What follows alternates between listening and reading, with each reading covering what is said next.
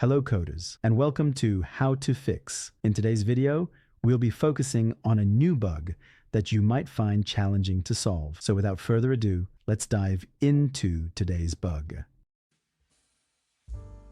First, let's run code 1 that generate the error and let's see what happens. Here's a detailed analysis and the remedy for this problem. Please pause the video to read the explanation. Now we'll repair the code and observe the final output.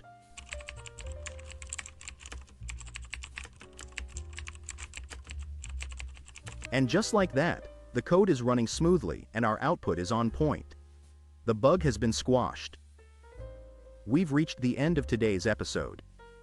If you found this video informative, please hit the like button and subscribe to our channel for more coding solution videos. Stay passionate, never stop learning, and enjoy your coding journey.